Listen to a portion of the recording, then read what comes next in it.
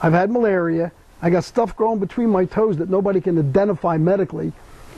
I said, I lost about 20 pounds, and I'm going to get a little gross here. Happiness is a dry fart, because we all had dysentery. I said, and you're going to put me on report? I said, oh, please, the humanity, you know. He said, I'll have your stripes. I said, you can take my stripes now. I said, I'm just going home. I'm getting out of the Army. I could care less. And he didn't know what to do with me. He had to walk away. I mean, literally, what were they going to do to you? Short of, you couldn't put me in jail, you know. So the morale was, it was kind of an ebb and flow. It depended what was going on. We used to get hit a lot at night. We used to take a lot of rocket attacks, mortar attacks, because they did want to get those jets. And that to me was very unnerving. If you're in a firefight, you can get cover and you can kind of figure out where the firing's coming from and return fire. When you're getting shelled with rockets that have a 5-mile range and mortars that have a 1.5-mile range, you're just a sitting duck. And even the bunkers we were in, they could not withstand a direct hit. You had holes in the ground that had like 3 feet of sandbags on them. A direct hit from a 122 millimeter rocket, it wouldn't withstand it. It would kill everybody in that bunker, which actually happened to us one time. We lost 10 guys in a bunker because of that. So morale would ebb and flow with that, depending on the latest incident or combat conditions. There was a company of infantry in my division. I believe it was Alpha Company 199th, and they actually got to the point where they refused to fight. They had been walking through, up hills and stepping on landmines. And the terrible thing about a landmine, you get shot with a bullet, you get wounded, you go down. You step on a landmine, you can take out half a platoon, depending on the size of the mine. They had these tripwires set up, and these guys had lost more than half their men in a very short period of time just to booby traps. And they actually refused to fight. They said, we're done. Send us to jail, but we'll live. So that was an incident. That was actually published in the Stars and Stripes magazine, that particular incident. You may be able to research that if you can get a hold of the Stars and Stripes. But they just refused to fight. And you would get into situations. I don't consider myself a hero. And I know that I've got a medal that says that, but quite honestly, I did what was expected of me to help my fellow soldiers. I didn't do anything I didn't go out there that day and say, I'm going to get a medal today. In fact, the reality of life is, our commanding officer was with us that day, the company commander. He did receive a Distinguished Flying Cross for that mission.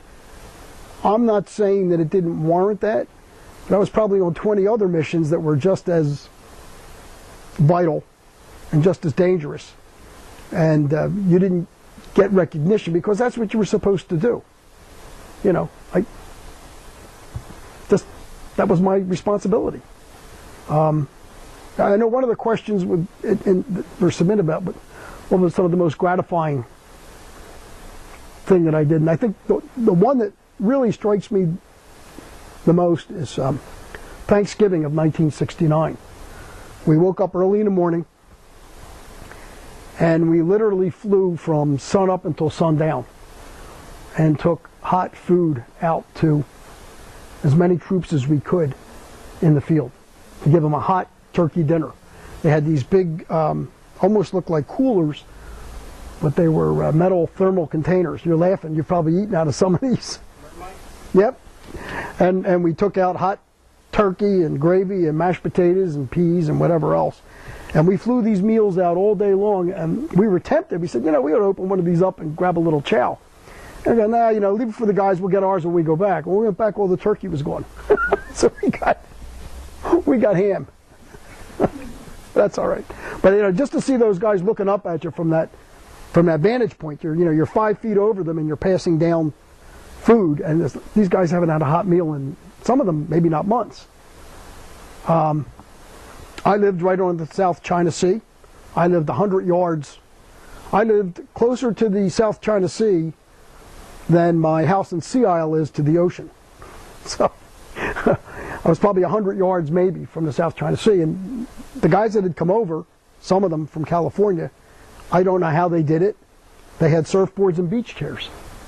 And 6 months out of the year, the South China Sea was like a pond. 6 months out of the year, for those of you that surf, it was 8-foot, 12-foot beach break. And I learned how to surf in Vietnam. And I actually started surfing again last year. So, figure, I'm this old, I made it this far. What the heck? So, but we actually surfed. And this is another crazy thing. I used to be a sailor, still am. But in conjunction with the guy in the Marines who did maintenance on F-4 Phantoms, we stole 2 external fuel tanks, probably about $10,000 worth of hydraulic fluid tubing, and a parachute, and we made a catamaran out of it. And we used to sail out over the South China Sea, and the general saw it one day and had a hissy fit and made us destroy it. But we would actually sail this this homemade catamaran. It didn't sail well, but it sailed. He was a sailor and I was a sailor, and we just had kind of a common bond. The other thing is that I don't know how it was when you were in or how it is now. We used to say we were like the Boy Scouts, except the Boy Scouts had adult supervision. We really didn't have anybody of any consequence in charge of us. I mean, I'm a 19-year-old kid. I'm running my own show. We did the goofiest things you've ever heard of. Chinook helicopters had rubber fuel tanks that were in the side of the fuselage. They were self-sealing. And with every one of those fuel tanks came a patch kit, in case they got a bullet that didn't self-seal. With every one of those patch kits came a really neat pocket knife. So I said, let's order pocket knives.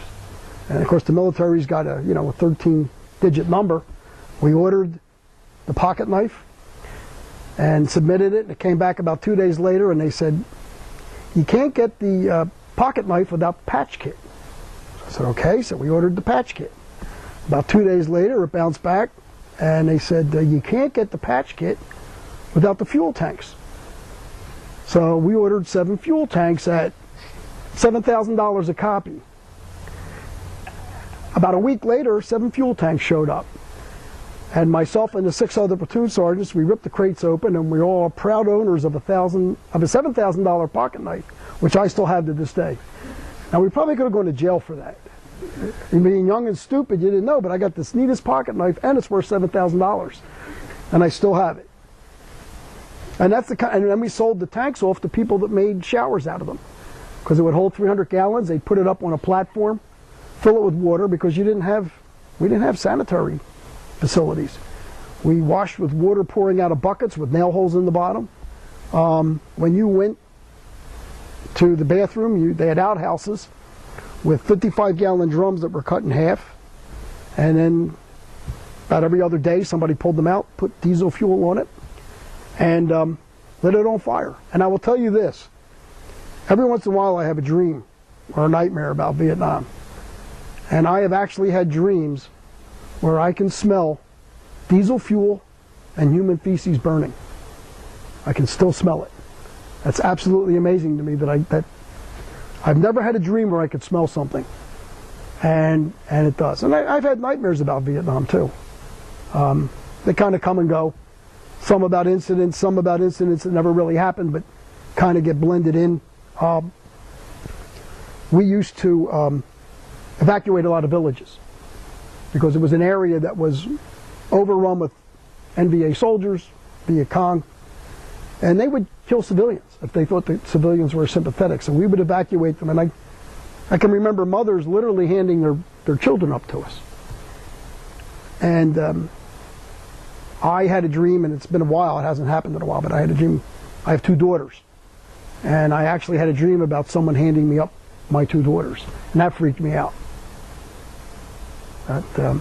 Those are unfortunately, and I've asked people at the VA, what triggers that? And they say there's really nothing. There's nothing. They don't know what the trigger mechanisms are for those kinds of dreams, those kinds of thoughts. They don't know what it is. It's not like if you watched a war movie, you're going to dream about it that night. It's not that. They said we wish we knew, because then we could probably cure it or help it. So. Other questions? Sure.